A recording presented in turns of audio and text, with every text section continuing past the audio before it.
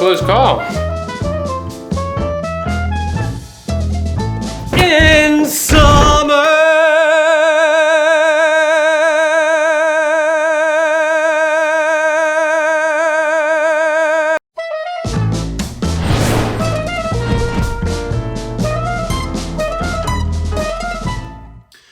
Pride, greed, lies, bravery, trust, salvation, a king, an unexpected queen, and an evil villain. Sounds like a fairy tale, no? Well, today's true story takes place at a time when the Jews, God's chosen people, had been captured and taken to Persia. Now, the captors were sometimes cruel and just downright mean. It was not a great time for the Jewish people. But let me tell you about the daring characters in today's true story. First, there's Esther. Now, Esther was a girl who was adopted by her cousin Mordecai after her parents had died. Well, Mordecai actually once saved the king of Persia's life, and he raised Esther as his own daughter. The king at the time was King Xerxes. He ruled over Susa in the land of Persia. He got rid of his queen and went looking for another, which is a key part of Esther's story. And finally, there's Haman. Boom! Dun dun dun! Haman was the king's right-hand man and the villain. He was evil and selfish. How are these people connected? How did their individual life stories weave together with one another? And how does God fit into all of this? Well, the answers are right here in the Bible. Shall we take a look? To the book of Esther. It's time for a Bible story. A long time ago, there was a woman named Esther who lived in the land of Persia. Oh, that's where all those fancy rugs come from, right? Yeah. Those are nice. Little pricey, though. God had an amazing plan for Esther's life. She would be remembered forever as a hero. It's a bird. It's a plane. It's Super Esther. What does she do? Save the planet from a meteor? Nope. Did she rescue 1,000,000 kittens from a tree? No. Did she carry a bomb out of Gotham City on the Batwing so everyone wouldn't blow up, but you're not sure for like 5 minutes if she made it or not? No, that's Batman. Come on. Right. Still gets me every time. Esther did something even more amazing than all of those things, and it sure took a lot of guts to do it. All right, lay it on me. What's the sitch? Well, first of all, Esther and her family were Jewish, which was kind of a big deal back then in Persia. What do you mean? Well, at the time, the Jewish people weren't really liked by the Persians. In fact, they had to live in exile, and they weren't treated very well at all. Yikes, that's no good. Esther was also an orphan, and she lived with her cousin Mordecai, who protected and raised her after her parents died. Sweet beard, bro. Then one day, something happened that would change Esther's life big time. The king of Persia wanted to find a new wife, so he put on a huge beauty pageant where the winner would become the queen. Wait, really? That's a pretty weird way to get hitched. Like, congratulations, you're the new Miss America, and we're married. Well, as weird as it may sound, that's what the king wanted to do, so that's what happened. Women from all over the kingdom were there, but there was only one that the king favored. Paula Deen. What? Yeah, think about it. He would eat like a king. Well, I mean, I guess he's already a king, but think about how awesome every meal would be. Breakfast, bacon. Lunch, biscuits and gravy. Dinner, butter bacon biscuits with a side of butter. Come on, Paula Deen wasn't around then. This happened like thousands of years ago. Esther was very beautiful, and God gave her favor in the king's eyes, so just like that, she won the pageant. Wait, so Esther became the queen of Persia? Yeah. Okay, that's cool and all, but didn't you say that Esther was Jewish and that, like, the Persians didn't like Jewish people? That's true, but the king didn't know that Esther was Jewish. She didn't want him to find out because she didn't know what would happen to her. So she kept it a secret and never brought it up. Okay, so like now she's the queen. Crazy. Is that it? No way. This is where the story really picks up. There's another guy that works for the king named Haman, and he's a pretty bad dude. He hates the Jewish people, so much so that he actually brings an idea to the king that would be terrible, to kill all of the Jewish people. Whoa, that's really rough. Like, surely the king doesn't go through with it, right? Actually, Haman gets the king to agree and sets the plan in motion. Wait, but if all the Jewish people are killed, that would be horrible. They're like God's chosen people, aren't they? And that's where Jesus would eventually come from. This can't happen. Somebody's got to do something. And that's where Esther comes in. She can't stand the thought of seeing her people get wiped out by Haman's awful plan, but she doesn't know what to do. I know what she should do. Time to lay down the law and tell the king not to do it. She probably kicked into mama bear mode and was all like, "Listen here, buddy." Let me stop you right there. Keep in mind that this is like ancient Persia. You couldn't just approach the king whenever you wanted to, even if you had a reason. Anytime someone would just pop off to the king, they'd usually get a pop off themselves. Ah, gotcha. So I guess she's in a pretty tough spot, huh? Totally. On one hand, she didn't want to see her people destroyed, but on the other hand, she can't just walk up to the king and tell him what to do. Even the queen? Nope, nobody could just walk up and talk to the king, period. Man, this is tough stuff. So what'd she do?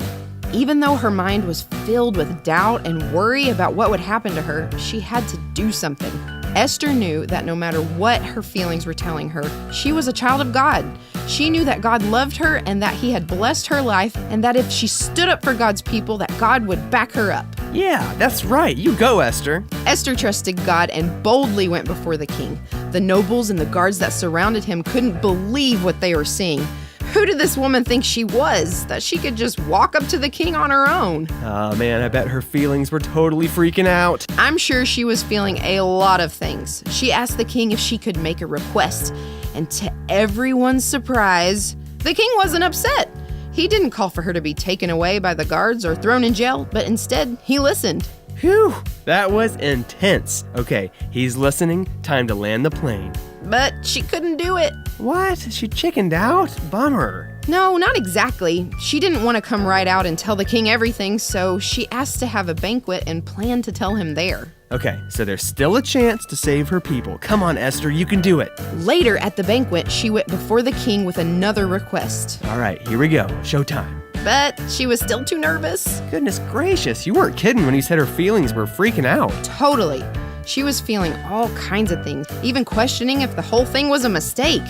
But her cousin Mordecai encouraged her and reminded her that what God says is more important than her fears and doubts, and he told her something that she would never forget. Esther, you were put here for such a time as this. Yeah, come on, Esther, you got this. Esther had dinner with the king again, and the moment came for her to ask her question. She took a deep breath, and she went for it. She pleaded with him not to go through with Haman's plan to kill the Jews. She finally told him that she was Jewish herself, and if Haman's plan goes through, that she would have to die too. Man, Esther is one tough cookie.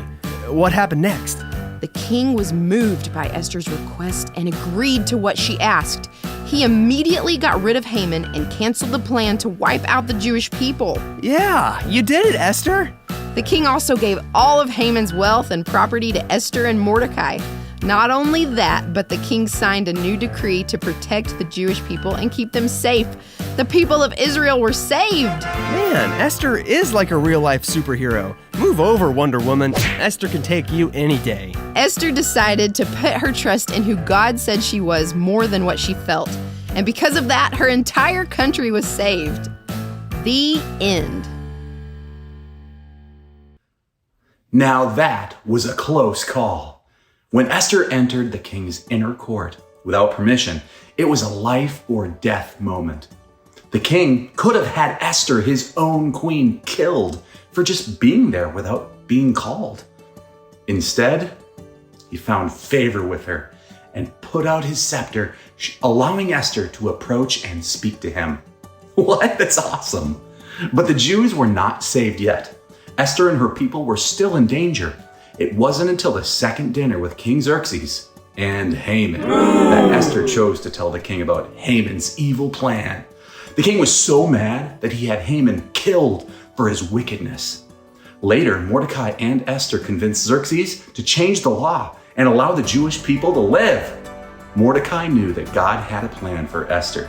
When he told Esther to go to the king and ask for the Jews to be spared, she explained that, well, the king hadn't called for her in a long time and she could die if she went in without permission.